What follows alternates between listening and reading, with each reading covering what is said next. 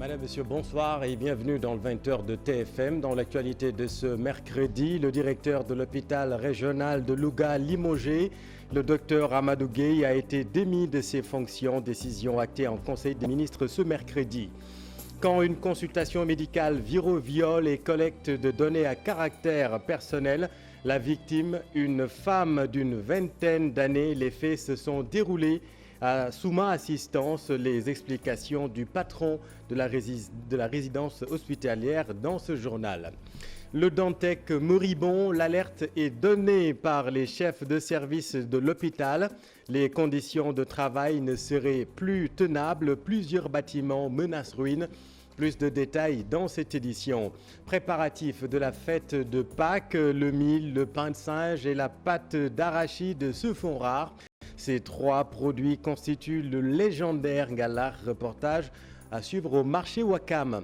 Et à suivre notre reportage Ramadan, des produits du terroir à découvrir à la foire du Ramadan. Peu de visites enregistrées pour le moment. Les exposants vous y attendent. Vous avez jusqu'au 24 avril.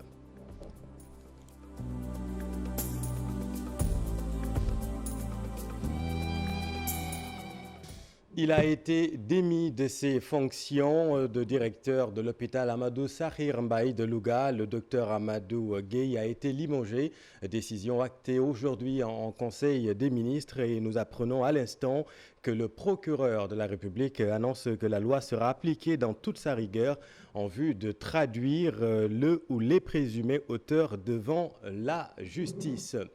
Pendant ce temps, l'onde de choc toujours à Louga suite à la disparition tragique d'Astou Sorna. L'émotion est toujours vive.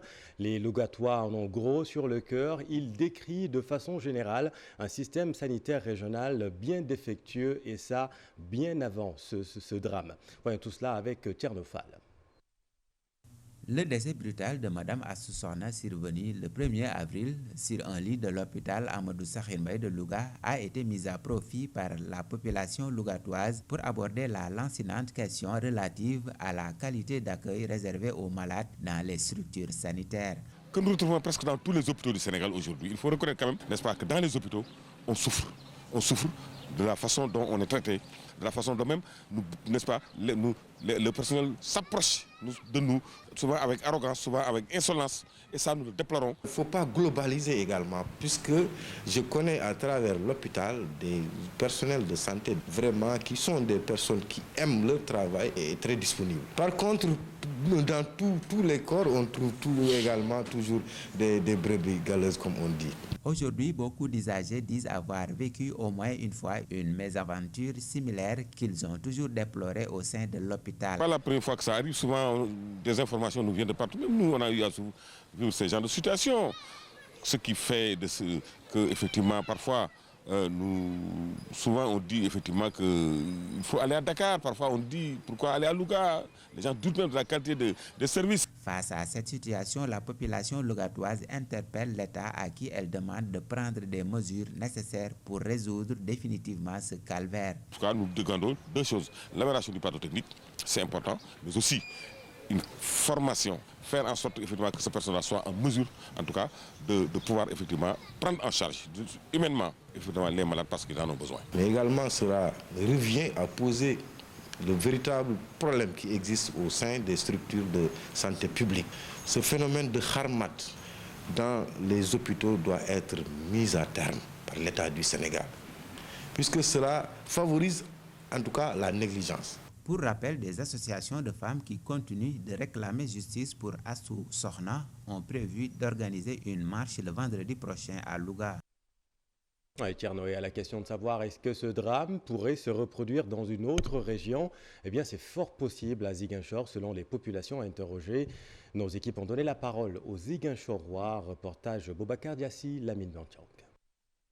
Ici à Ziguinchor, par exemple, si on prend le cas de Ziguinchor, les structures de santé, des fois on te crie dessus.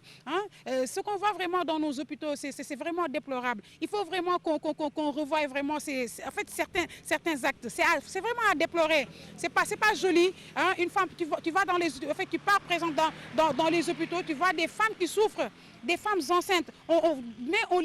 Tu vois une sage-femme qui crie par exemple sur une femme enceinte. Ah bien sûr, il y en a. Moi, je veux dire que tantôt que j'ai vécu cela, avec un dentiste. J'étais à l'hôpital à 6 h du matin. Lui, il est venu, il a porté sa blouse. Je ne sais pas là où il était.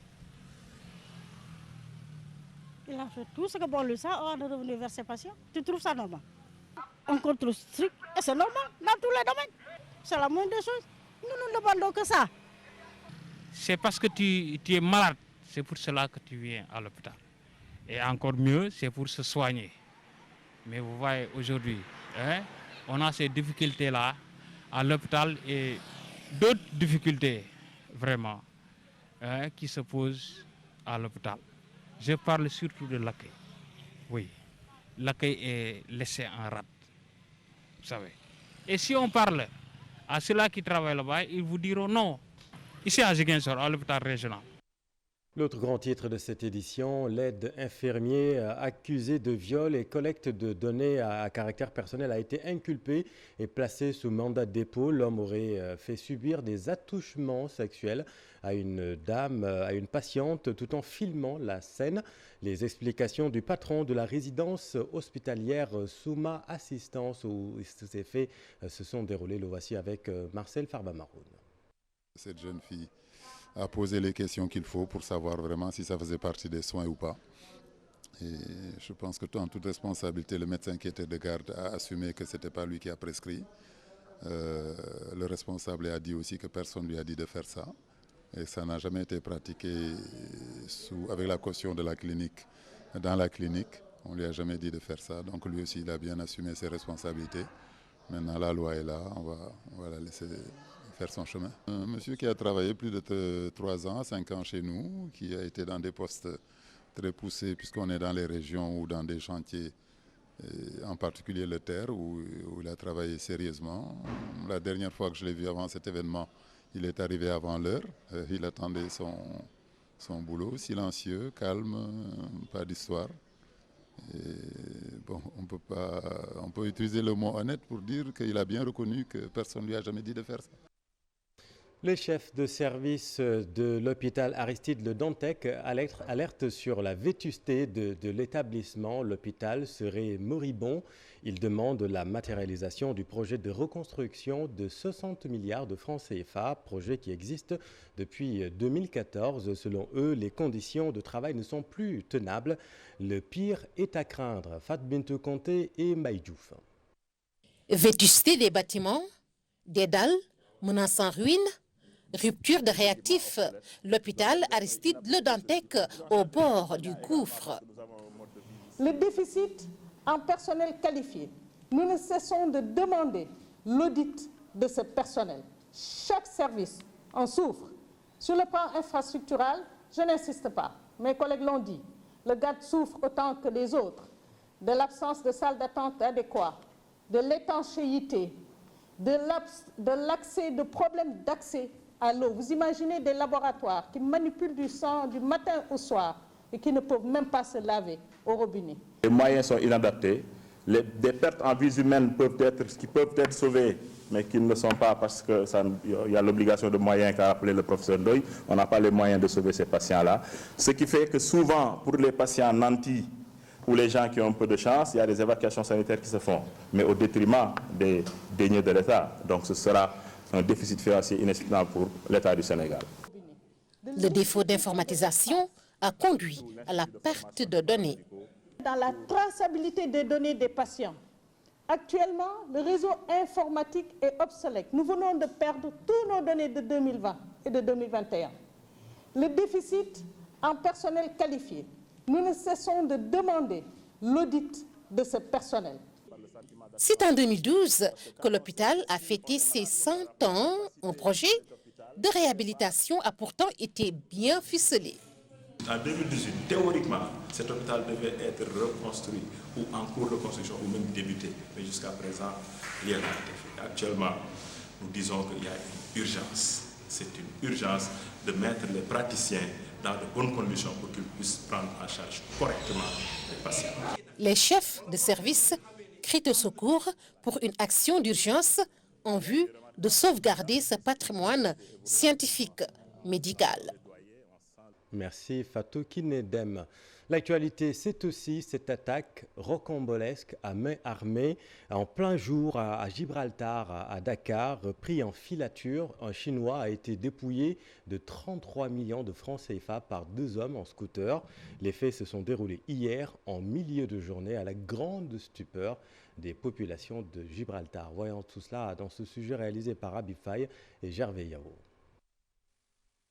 Cette rue du quartier Gibraltar a été le théâtre d'un Far West hier mardi. Des hommes lourdement armés se sont attaqués à un commerçant chinois, propriétaire de ce véhicule ciblé de balles.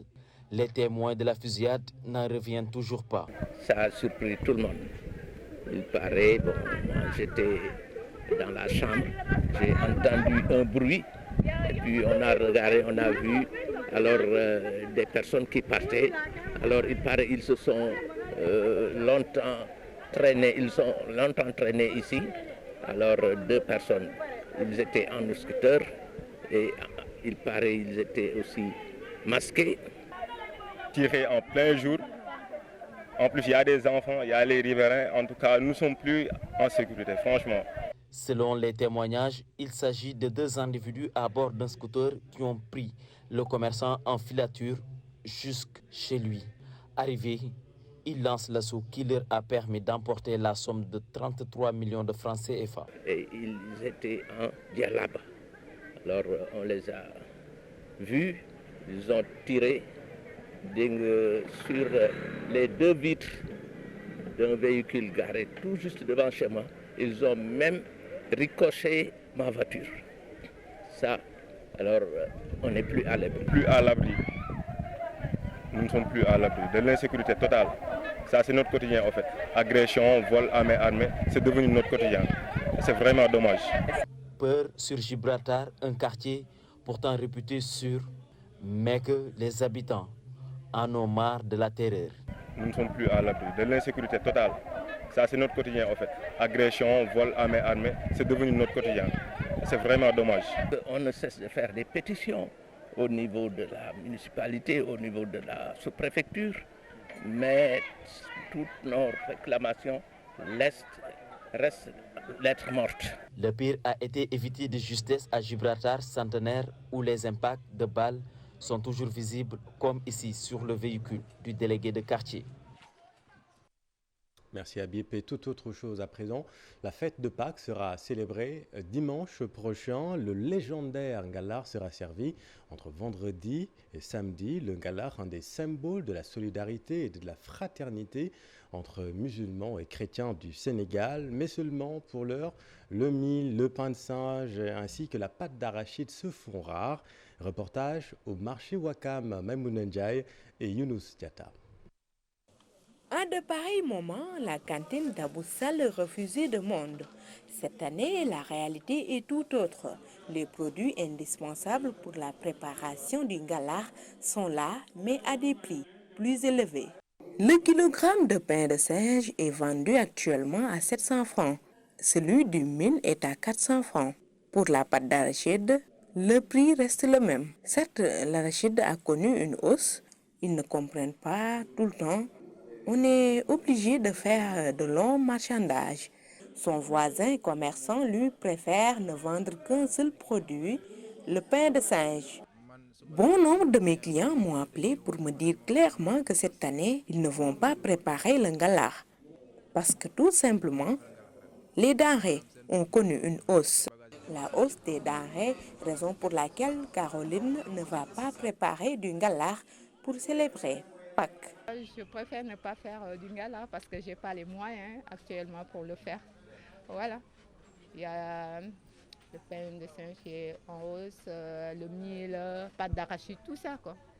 Le sucre, tout est on a monté le prix, quoi. La distribution de ngalar à l'occasion de Pâques, une vieille tradition pour les fidèles chrétiens. Mais cette année, compte tenu de la cherté des denrées, bon nombre de chrétiens ne vont pas sacrifier à ces habitudes bien sénégalaises. Eh bien oui, Maimouna, merci beaucoup.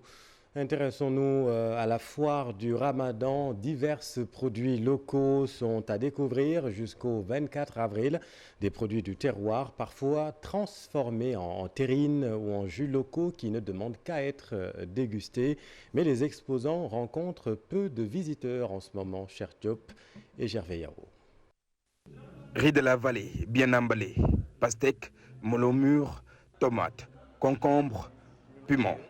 Entre autres produits, peuplent les étals des exposants. Bienvenue à la foire du Ramadan. Rincez-vous les yeux.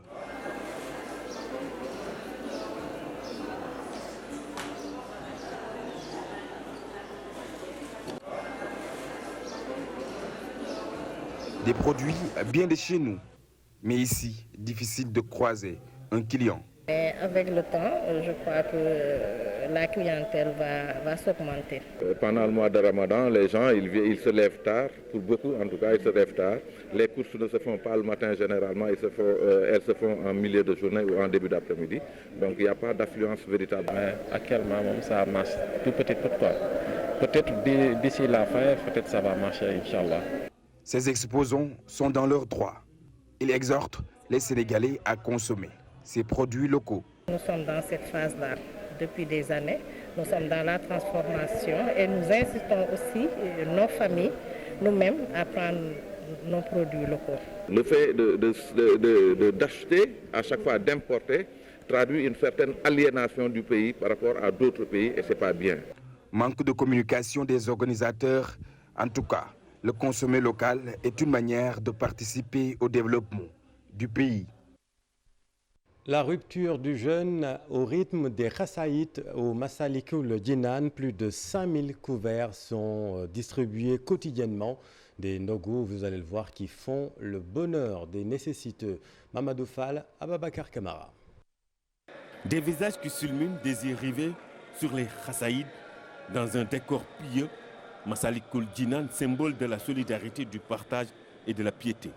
Venir rompre le jeûne ici procure un bonheur immense pour tout talibé. fii fekkee yëfu taalib daf may jox ni comme maa nga Tuuba sax bu fekkee leneen laay dund ci wàllu bernde beeg wàllu yëg nit geeg ni jàppee doomu aadama am na solo nga xam ne doy sama xol du ma sax mën a wax lépp dafa yàlla kese laa fi gis.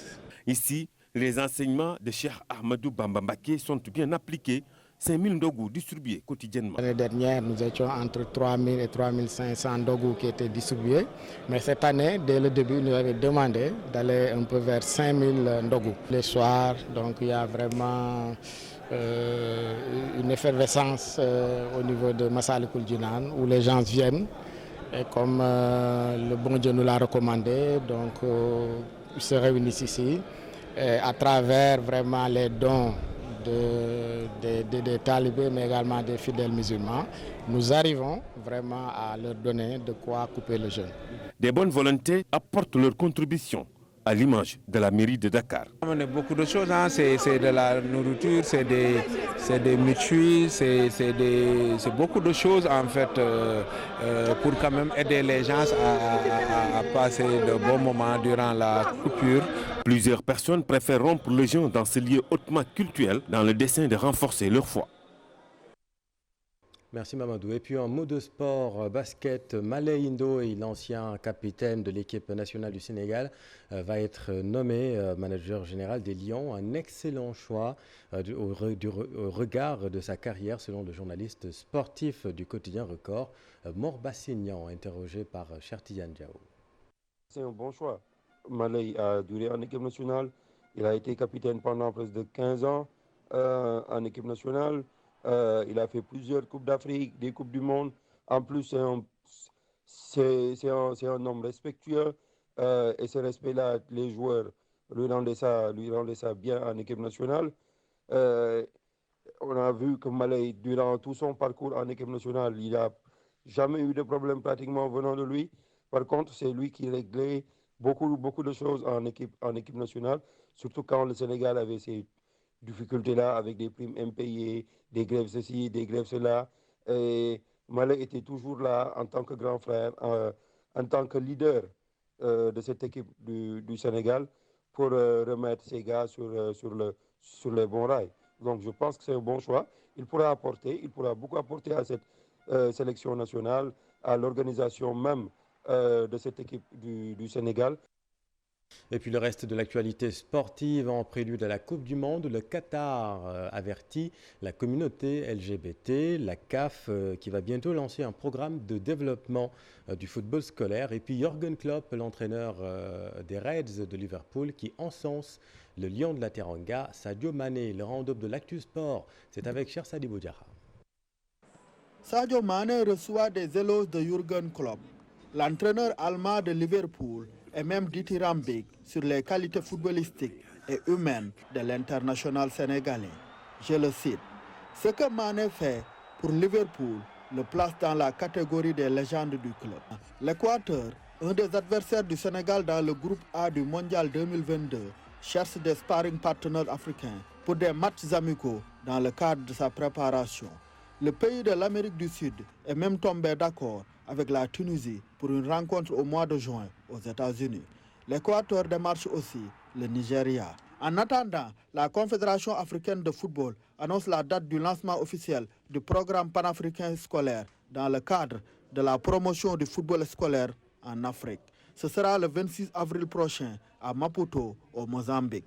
Le programme panafricain scolaire est un projet de développement de la Confédération africaine de football, exploitant les opportunités du football pour aider au développement des jeunes garçons et filles de l'Afrique. Il sera lancé par Patrice Motsepe, le président de la Confédération africaine de football, dont l'Assemblée générale ordinaire de son comité exécutif aura lieu le 10 août prochain dans la ville d'Arusha, en Tanzanie.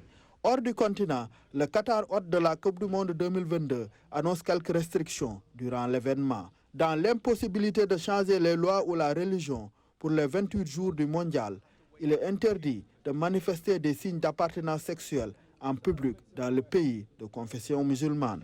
Une mise en garde qui vise particulièrement la communauté LGBT a prévenu Abdullah Al-Ashari, le responsable de la sécurité, très explicite.